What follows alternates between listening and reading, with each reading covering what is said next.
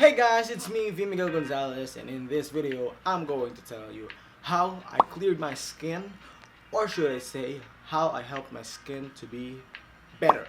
So roll the intro, please.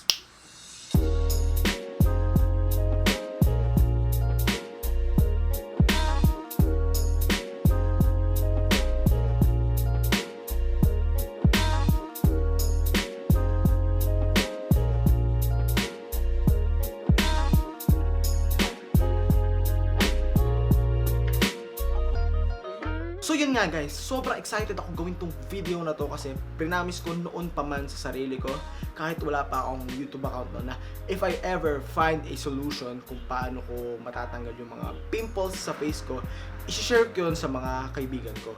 Pero since meron na rin ako mga followers ngayon sa Facebook, Twitter, and Instagram and subscribers dito sa YouTube, hindi ko na lang siya basta-basta masashare sa mga kaibigan ko, kundi masashare ko rin siya sa buong mundo. Or should I say sa mga nanonood ng video na to. Divide ko tong video na to into 4 parts. So stay with me guys dahil I promise na may makukuha kayong content or solution dito sa video na to when it comes to helping your skin with its imperfections. So let's start with part 1.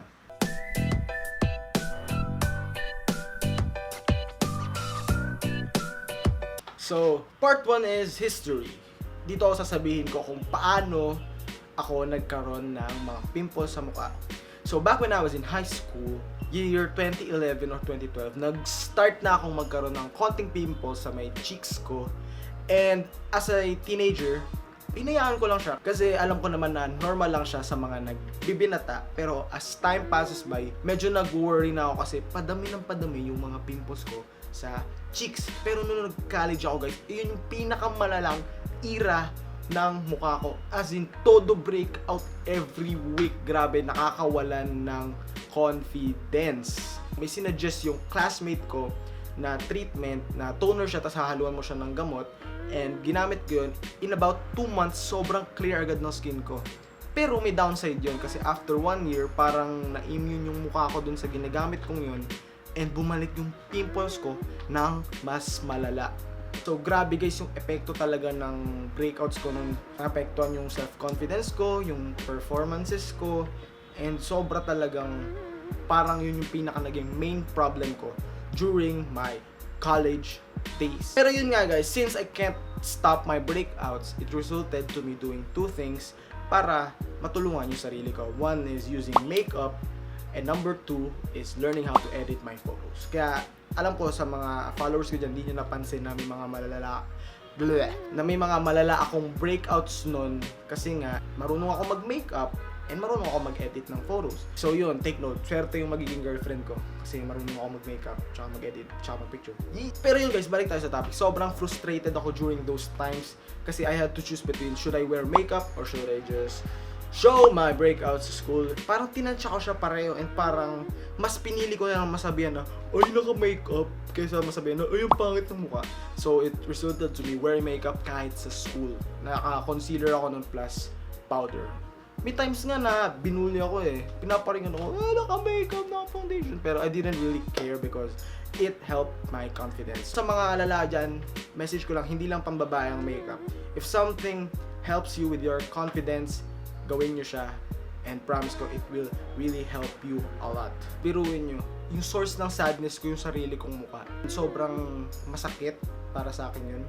Talagang hindi ako makatingin ng eye to eye sa mga tao kasi napapansin ko yung mata nila, hindi sa eye ko nakatingin, kundi tinitingnan nila yung mukha ko na sobrang nakaka-conscious. Ako yung student na naka-earphones lang and nakayuko lang sa hallway kasi nga mahihain ako and nagmamadali ako pumasok ng rooms at umuwi kasi ayoko may mga nakakakita sa akin. And yun ang history ng face ko. So let's get to the second part. Ito yung mga pagkakamali ko when it came to my face. So after a few years na may pimples ako, sobrang na-frustrate and nag-worry na talaga ako. Kaya ang ginawa ko, nag-search ako ng mga acne story or how I cleared my skin video sa YouTube and finalo ko yung exact steps na ginawa nila. Umabot ako sa point na nakagastos ako ng almost 10,000 pesos para lang sa mga products na ginagamit nila. And take note, isang buong taon ako nag-try ng iba't ibang methods para ma-clear skin ko. Though nakatulong yung ibang products, yung iba naman nakapagpalala, yung iba walang naitulong. ang naging resulta lang, hindi pa rin na-clear yung mukha ko.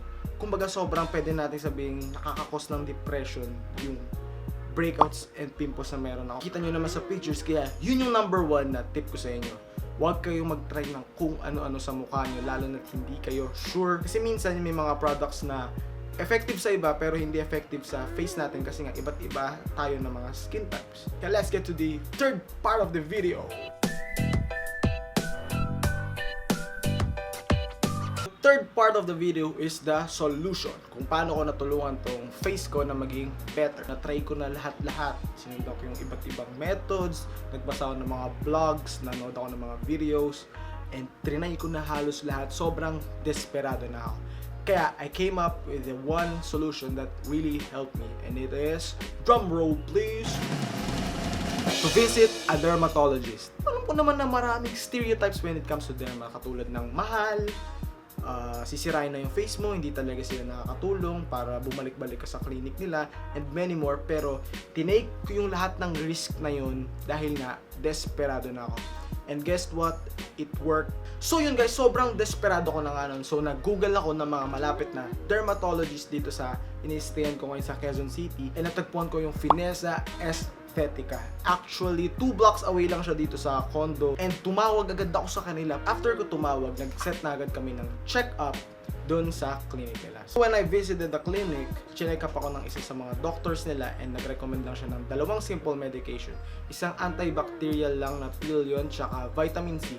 Ganun lang kasimple, and binigyan nila ako ng tips kung paano maiwasan yung mga breakouts and paano matulungan yung skin, and pinatigil nila ako sa lahat ng ginagamit ko sa face ko for a whole week. And by the way guys, gagawa ko ng separate video yung mga tips na binigay nila, pero dito sa video na to, ikukwento ko lang yung main solution kung paano ko natulungan yung skin ko. After a week na nagpahinga yung face ko sa kahit ano, so puro water lang yung pinangihilamos ko ng day and night, nag-visit na ako sa derma for my first facial treatment. Nawa nila yung facial, yung masakit, satisfying naman kasi parang nararamdaman mo na tinatanggal nila yung unti-unti yung mga pimples sa face mo. And after nun guys, dumating na yung pinaka-magical. Sobrang magic nito. Nag-recommend sila ng skincare regimen na gagamitin ko sa skincare routine ko. So basically, products ng Finessa Estetica mismo yung nirecommend nila sa akin. And guys, sobrang lupit, sobrang aspects man, promise man, ito pinakamalupit na skincare regimen na ginamit ko sa buong buhay ko.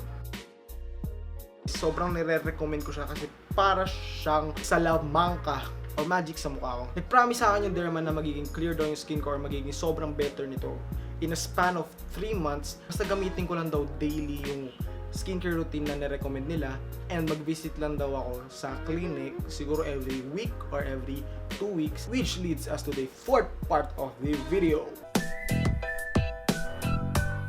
After 3 months of visiting the clinic and using their skincare regimen, sobrang laking improvement nung nakuha ko sa face ko. So ito yung progress ng skin ko.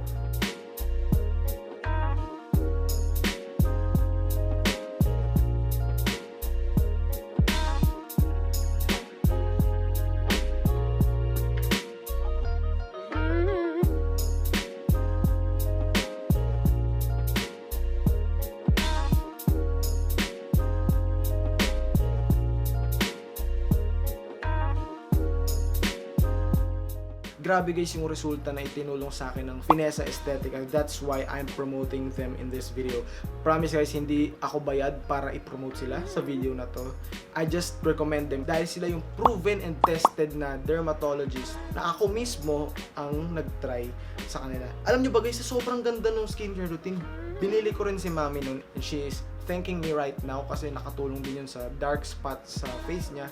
And isa pa, meron akong co-artist na nag-breakout siya nung umuwi siya ng province, and nirecommend ko rin siya sa Finessa, and he is also thanking me right now kasi sobrang ganda ng effect ng treatments sa clinic and yung skincare regimen na nirecommend nung Finessa. Simple lang naman yung message ko when it comes to derma. Unang-una, hindi totoo yung sayang lang yung pera or lalo lang lalala yung mga imperfections sa face mo dahil sa kanila. Dahil guys, sila yung expert when it comes to our face, so we should really trust them. Plus, hindi lang girls ang pwede mag-visit ng derma. Ako na nagsasabi. Sa mga boys dyan na may problems din sa face, please visit Finessa Estetica because their clinics feel like home. Pagpasok mo, sobrang chill lang, hindi ka mako-conscious sa face mo kasi lahat ng tao doon naka-aim para tulungan yung mga imperfections sa face natin. That's the simple solution to my video. Visit a dermatologist. Pero, ang sinasuggest ko, i-visit nyo ang Finessa Aesthetic. Meron silang 3 branches. Sa Sukat, Quezon City, and dito sa Timog. And soon, mag-open din daw sila sa Fairview. I-like nyo lang yung page nila. And doon yung makikita yung mga locations. Plus, may good news pa ako guys. Alam ko may mga namang problema sa inyo. Napaka magastos or mahal yung pagpapaderma and yung skincare regimen nila. Kaya, kinausap ko mismo yung owner ng Finessa Aesthetica para humingi ng promo para sa inyo kung saan makakatipid kayo sa treatments plus dun sa mismong sinasabi kong skincare regimens. I suggest guys, tumawag na rin kayo sa kanila. Lalagay ko rin yung number sa description. And I hope makatulong tong video na to. Just visit a dermatologist. Trust me. May plano din pala akong Q&A video, kaya kung may mga tanong kayo regarding skin problems, tungkol sa skin, comment nyo lang siya dahil gagawa ko ng Q&A video with one of Finessa Aesthetica's doctors very soon. Don't forget to like and share this video. Don't forget to comment and syempre don't forget to subscribe dahil marami pa akong future skin related videos para sa inyo. I'm gonna do a skincare routine videos, tips on how to get better skin, and syempre yung Q&A with one of Finessa's doctors. Thank you so much for watching guys. Mahal na mahal ko kayo lahat. Thank you so much. I love you. Pahag na ka.